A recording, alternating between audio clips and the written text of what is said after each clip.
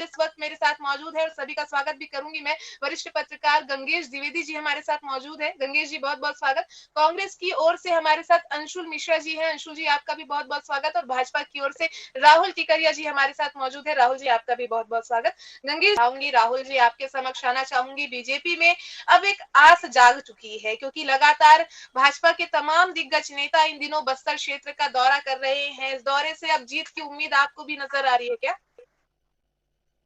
बिल्कुल।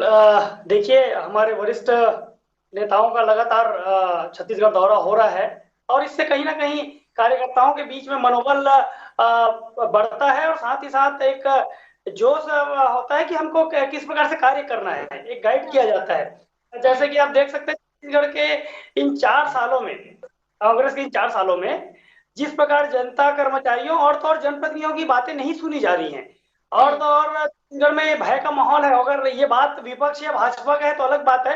इनके स्वयं के मंत्री जय सिंह अग्रवाल जी, चाहे टीएस सिंहदेव जी, जय सिंह अग्रवाल जी तो कलेक्टर का लिखित शिकायत करते हैं, टीएस सिंहदेव जी इस्तीफा देते हैं। इस प्रकार की जो बातें आ रही, कहीं ना कहीं भय का माहौल है। और अब बस्तर में जिस प्रकार से दौरा हो रहा है उसमें आप देख सकते हैं बस्तर में इन्होंने बस्तर को लेकर घोषणा पत्र में जो नक्सली नीति की बात कही गई थी, वो नीति आज तक नहीं बनाई गई है। इतनी बड़ी झीरम घाटी मामला हुआ था, है ना। वो झीरम घाटी वाले मामले में कहीं ना कहीं जब विपक्ष में भूपेश बघेल जी थे तब कहते थे कि झीरम का सच मेरे जेब में है।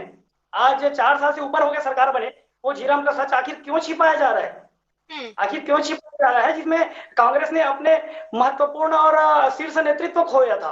तो कहीं ना कहीं आज सत्ता सरकार बैठी हुई है और जनता इन सब चीजों को समझ रही है कि वो पुराना चुनावी जुमला था जिसे जेब में रखने की बात कही जा रही है। आज कई प्रकार की जांच आ गई और जांच कमेटी की रिपोर्ट आने के बाद भी, झीरम मामले में जांच रिपोर्ट आने के बाद भी उसमें और भूपेश जी अलग से कमेटी बनाते हैं, उसकी रिपोर्ट अभी बस्तर संभाग तक से नहीं कई है। मुद्दे इस वक्त भाजपा के समक्ष है। अंशुल जी आपके समक्ष आप आना भी चाहूंगी मैं, क्योंकि गुरु मंत्र तो अब भाजपा को मिल चुका है। बस्तर के लिए स्वयं भाजपा तैयार और कई अहम मुद्दे भी है उनके पास। भाजपा इसमें समर्थन नहीं कर रही है, ये एक आरोप एक और लग रहे हैं। दूसरी ओर आदिवासियों को सम्मान देना, ये भी एक गंभीर मुद्दा बना लिया है उन्होंने। फिर आप लोग कैसे जीतेंगे उस क्षेत्र में?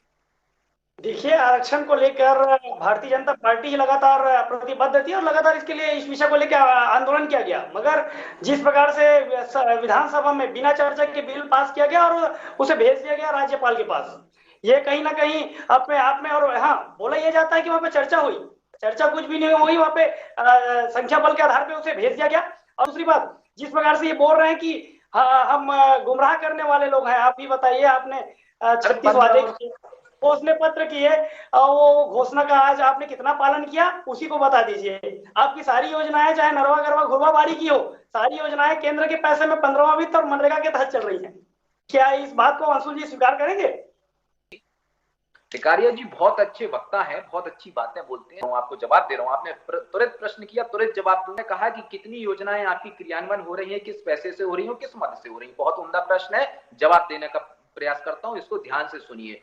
अगर आपके अनुसार बीजेपी जो प्रमुख दल है हमारे यहाँ का विपक्ष, उसके अनुसार हमारी योजनाएं कारगर सिद्ध नहीं हो रही है टिकरिया जी, तो एक उत्तम विपक्षी होने के नाते आप क्यों सो रहे हैं पिछले 4.5 वर्षों से? पहले तो ये बता दीजिए। एक भी बड़ा आंदोलन आपने सरकार के खिलाफ नहीं किया, युवाओं को लेकर एक भी बड़ा आंदोलन नहीं किया, महिलाओं को लेकर एक भी बड़ा आंदोलन नहीं किया, सड़कों पर जंगली लड़ाई नहीं लड़ी। ये तो आपको संविधान ने यह अधिकार दिया है कि अगर सरकार कुछ नहीं कर रही तो आप सड़कों पर आ जाइए, लेकिन आज भी आप लोग मदमस्ती के आलम में सो रहे हैं। तो वाजिब प्रश्न है, वाजिब प्रश्न पूछना आपकी जिम्मेदारी है। ठीक है, इस पे और चर्चा जारी रहेगी। गंगेश जी, इस वक्त मैं आपके समक्ष आना चाहूंगी क्योंकि एक बड़े राष्ट्रीय दल के नेता इस वक्त जगदलपुर पहुंच करके गुरु मंत्र दे करके जाते हैं। जाहिर सी बात है, चुनाव पर तो सीधा असर इसका पड़ेगा, लेकिन क्या राजनीतिक दल, दोनों ही राजनीतिक दल वहां उस क्षेत्र की जनता के मुद्दों के साथ तैयार है? आपको नजर आ रहे हैं क्या?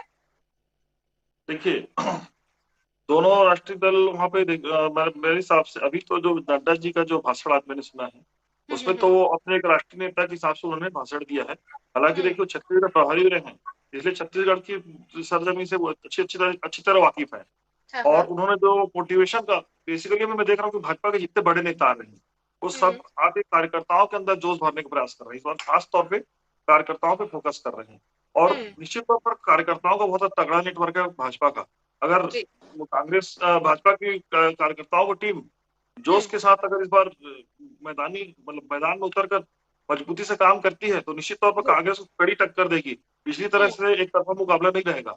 और रही बात मुद्दे की, तो देखिए निश्चित तौर पर वहां पर 2-3 बड़े मुद्दे हैं। एक तो देखिए सबसे बड़ा, क्योंकि आदिवासी बहुल क्षेत्र है तो आरक्षण सबसे बड़ा मुद्दा है। इसको जल्दी से जल्दी दोनों पार्टियों को सॉल्व करना चाहिए। क्योंकि देखिए दोनों पार्टियों ने मिलकर विधेयक को पास किया। सामने भानुप्रतापपुर का चुनाव, तो सबको समझ में आ रहा है कि जल्दबाजी में वो विधेयक पास हुआ। अब जो है जितने जल्दी हो सके उसकी खामियों को दूर करके उसको पास करके कोर्ट में भेजें, ताकि जहां जहां खामियां उसको दूर करके जितने जल्दी इस मुद्दे को सॉल्व करेंगे दोनों पार्टियों को लाभदायक होगा।